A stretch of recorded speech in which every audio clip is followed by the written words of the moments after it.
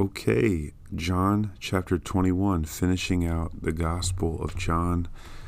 That's exciting, moving right along through this New Testament plan. Hopefully you're learning a lot. Hopefully you're staying up to date, but just as a way of reminder and encouragement, it's not about as much reading every single word on the pages. It's about understanding what you do read and using it to love Jesus more. So if you need to skip a book so you can catch up and hop on, whatever book we're reading, or just stay behind, it's totally fine.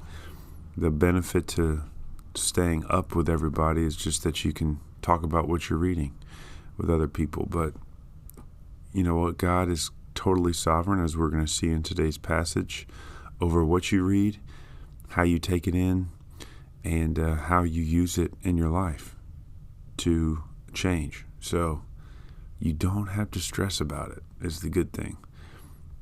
Just make sure you're reading and praying as often as you can, i.e. once a day. Okay. So Jesus is, remember, resurrected, and he's been walking around the earth for 40 days, appearing to different people. This is the third time that he will appear to his disciples. They are at the Sea of Tiberias, and John is telling the story here. First, the men go out fishing before Jesus shows up, and as they're fishing, Jesus shows up. He calls out to them, "Children, do you have any fish?" And he has them casting out on the right side of the boat, and they pull up so many fish, it should have broke the net, but it didn't.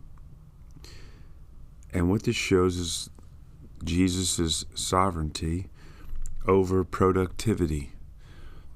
If you're going to be a fisher of men, an evangelist, if you're going to be a daily Bible reader, ultimately every single one of us is dependent upon Jesus providing the win, whatever the win may be.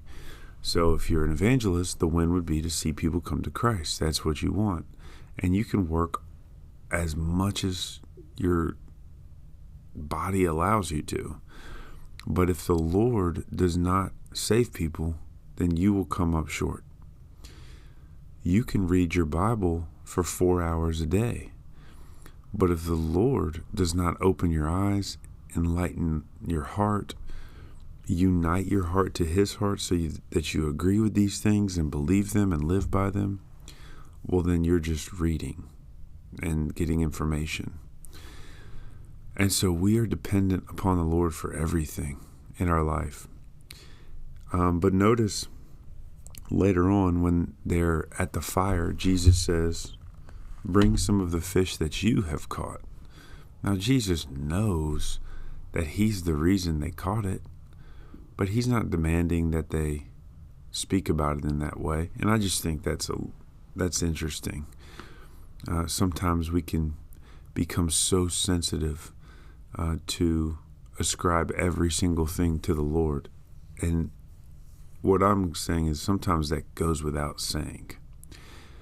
And you can speak in a way that you've done this and you've done that, as long as you know and you realize that you do nothing apart from God. But you still do it, but it's God working through you. So we just have to remember that. It's like the theology of being a Christian. What does it mean to be a Christian? It means that Jesus is living through me, but yet I'm living and I'm working. So the focus then should always be on Jesus, not on us. That's the point. We see in the story that Peter jumped out of the boat and swam to Jesus, and the other apostles, more calmly and patiently waited to get to the shore to speak with Jesus. And this just shows different responses. Throughout your Christian walk, you're going to see Christians that are more emotional and Christians that are less emotional. And it's important to always remember that you cannot judge their hearts. Just because they're more emotional doesn't mean they're more spiritual and there's someone you need to look up to. And just because they're more staunch and stoic, it doesn't mean that they're wise. It doesn't mean that they hate God either. So you can't judge the heart. And if we were to judge Peter's response here as the most spiritual apostle, well, he also has the most failures under his belt. So you just never know. And the body of Christ, all of the believers, there's plenty of room for different people with different personalities. And we, as brothers and sisters in Christ, are going to spend the rest of our lives learning how to be tolerant and united to people that are very different than us. 1 Corinthians 13 helps us with this. Love believes all things, it bears all things, it hopes all things. And that's our attitude towards other believers. That they're different, but they're an expression of the body of Christ. Sometimes in righteousness, and sometimes in their sin. And what I've noticed for me personally is some of the sins that God leads me through and sanctifies me in, they're unique to me, to my personality.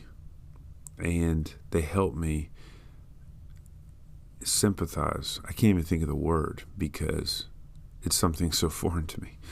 No, seriously though, they help me sympathize with others when I've been brought low by my specific sins. They help me identify and relate to when other people have different sins, totally different than mine. But I get to now sympathize with them. Okay, let's get to this great section, verses 15 through 17.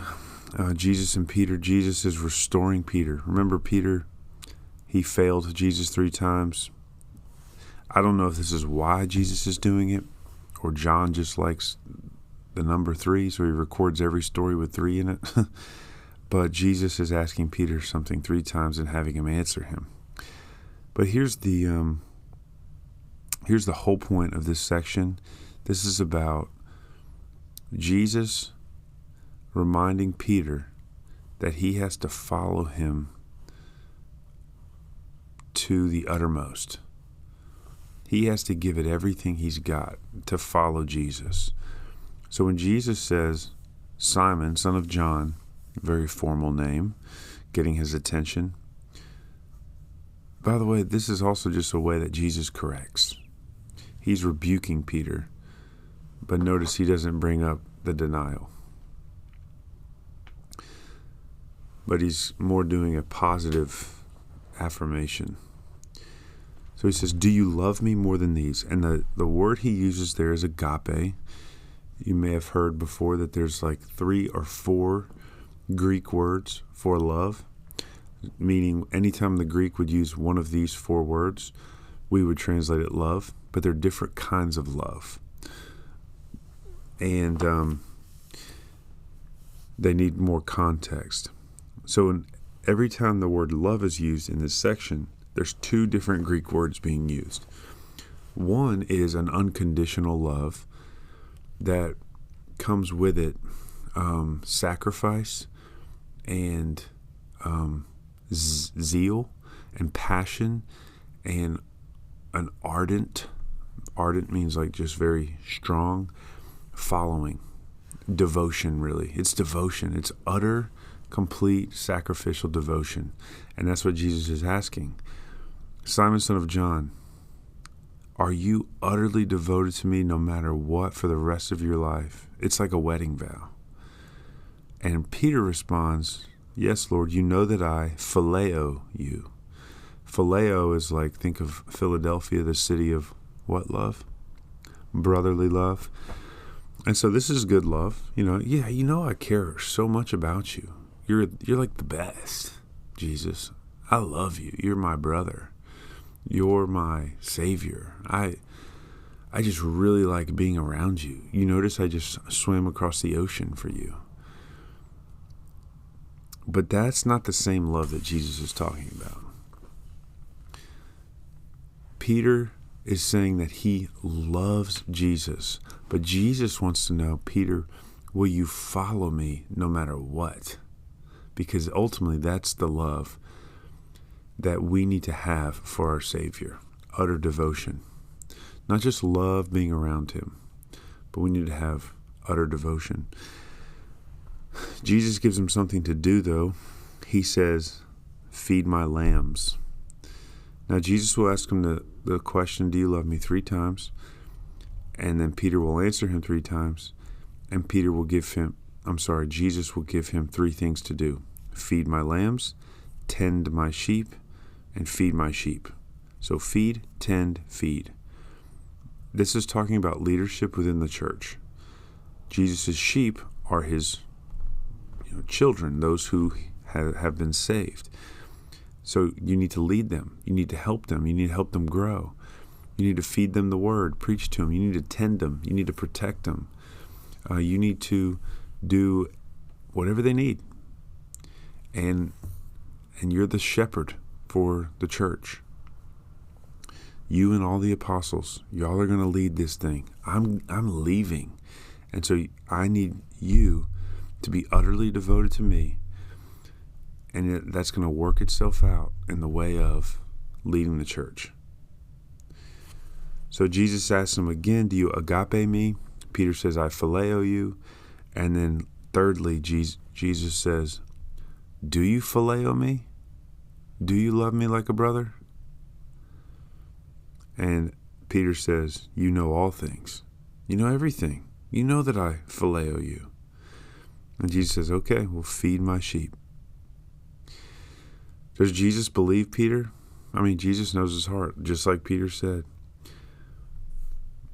And Peter does continue to the end. So he does love him with utter devotion, as history shows. And so it was this correction, this rebuke, and this warning by Jesus that kept Peter on the right path. And so let it be a warning to us. Jesus has tasked us with going into all the nations and making disciples, baptizing them in the name of the Father, Son, and Holy Spirit. That's our commission from the Lord. And you're to do that within the context of your local church, who's helping you, who's supporting you, who's giving you a place to bring new converts, who's helping with discipleship, all those things. And you're to do that with utter devotion to Jesus Christ. And you need to be warned, and warn yourself, and examine yourself, and make sure you're doing it for the right reasons.